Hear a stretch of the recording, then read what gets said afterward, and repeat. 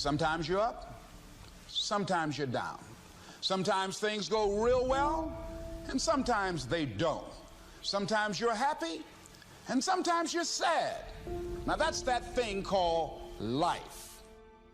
When what you believe infiltrates behavior, the process gives you foundation. The process, that's what I'm after. The process gives you foundation. When what you believe infiltrates behavior, the process gives you foundation. It is not just the hearing of the word, nor is it the doing of the word. It is the process of doing the word that gives you foundation. It is the struggle. It is the struggle.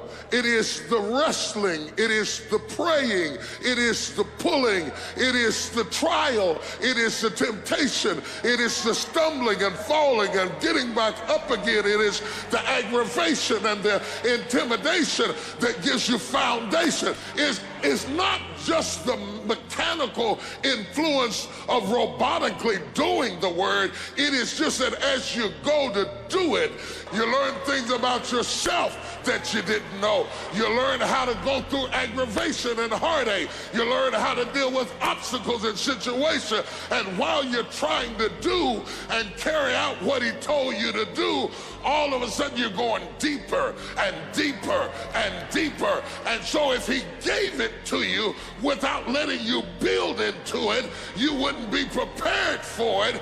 It is the process that gives you the power. It is the rejection and the alienation and the intimidation that drives you down to your knees, where you say, I thought I had this, and I thought I had that, and I thought I had the other. The first lesson of discipline is that it isn't the easiest option. The second lesson of discipline is that it's a full-time activity. And we've said that the best form of discipline is consistent self-discipline. You see, the discipline that it takes to make your bed every day is the same discipline necessary for success in the world of business. The discipline to organize your garage is the same discipline to organize your business. All disciplines carry through to affect all parts of our lives. If we're disciplined in just one area and lazy in another, guess what? Pretty soon, the lazy side will creep in and destroy the disciplined side. The bad habits in one area of our life will eventually destroy our self-discipline in the areas we've been working on. Consistency cannot be inconsistent. Discipline is the mind being trained to control our lives. Discipline is a set of standards which we've selected as a personal code of conduct. Discipline is imposing on ourselves the requirements for honoring these standards. Once we've adopted these standards of behavior and conduct, we're committed to honor them. And if we don't, then there can be no disciplined activity. We find ourselves announcing our standards to our relatives, our friends, our associates. We shout our beliefs and condemn those who believe any differently, but then we don't walk the talk. We end up acting in a way far different from the beliefs we've shouted. We tell our kids that the TV is rotting their minds, yet we spend our evenings in front of it. We tell our employees that they must take advantage of every minute of the working day, yet we spend 3 hours at lunch. Do as I say, not as I do. This is inconsistent. This leads to a loss of credibility among those who watch us. And more importantly, this leads to a loss of credibility within ourselves. The only thing worse than one who is inconsistent in applying their self-imposed disciplines is one who has never considered the need or the value of discipline at all. These people seem to wander aimlessly, changing procedures, changing standards, changing loyalties, and shifting frequently from one commitment to another, leaving behind a trail of broken friendships, unfinished projects, and unfulfilled promises, all because of a discipline that was either non-existent or imposed so infrequently that it was ineffective. Here's the third step to becoming consistently self-disciplined. Number one is realizing that discipline isn't the easiest option. Number two, discipline is a full-time activity, day by day, every day. And The third step to becoming self-disciplined is really a philosophy that holds one of life's unique promises. Number 3 simply says, for every disciplined effort, there is a multiple reward. That's one of life's great arrangements. It's like the law of sowing and reaping. In fact, it's an extension of the biblical law that says if you sow well, you reap well. Now here's a unique part of the law of sowing and reaping. Not only does it suggest that we'll all reap what we've sown, it also suggests that we'll reap much more. Life is full of laws that both govern and explain behaviors, but this may well be the major law we need to understand. For every disciplined effort, a multiple reward. For every disciplined effort, a multiple reward. What a concept. If you render unique service, your reward will be multiplied. If you're fair and honest and patient with others, your reward will be multiplied.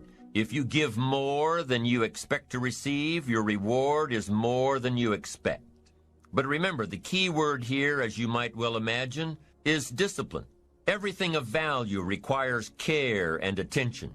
Everything of value requires discipline. Children require discipline. They must have a structure built for them. They must have boundaries to work within so they feel secure and comfortable to explore and grow. They must learn to recognize what's right and what's wrong. Likewise, our thoughts require discipline. We must set up our inner boundaries, our codes of conduct, or our thoughts will be confused. And with confused thoughts, we'll end up being confused, hopelessly lost in the maze of life. And confused thoughts produce confused results. Look around you at this very moment in time. What might you be doing that needs attention? Perhaps you're listening to this program as you drive along in traffic, blowing your horn at someone ahead of you who isn't driving at the speed you'd like to. Perhaps you're listening alone because you've had a disagreement with someone you love or someone who loves you, and your anger won't allow you to speak to that person. Wouldn't this be an ideal time to examine your need for a new discipline? Perhaps you're on the brink of giving up or starting over or starting out, and the only missing ingredient to your incredible success story in the future is a new and self-imposed discipline that will make you stay longer and try harder and work more intensely than you ever thought you possibly could. The most valuable form of discipline is the one that you impose on yourself. Don't wait for things to deteriorate so drastically that someone else must impose discipline into your life. Wouldn't that be tragic? How could you possibly explain the fact that someone else thought more of you than you thought of yourself? That they forced you to get up early and get out into the marketplace when you would have been content to let success go to someone else who cared more about themselves?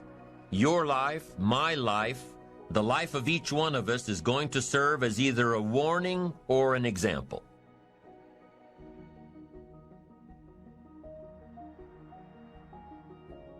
Doing is digging. Doing is digging. He said, when you do the word, you are like the man who dug down to the rock. When you start doing, there is an inevitable digging process where everything that isn't solid has to get out of your way, digging past your fear, digging past your insecurity, digging past how you see yourself, digging past your limitations, digging you all the way down. He's gonna dig, he's gonna dig, he's gonna keep on digging. He's gonna keep on digging. He's gonna keep on digging until he hits rock. I know I look fragile, and I know I look insecure, and I know I look intimidated, and I know my hands are shaking, and I know I'm nervous, and I know I don't look like I got much confidence in me, but if you back me in a corner, I got rock up in me somewhere. Yes.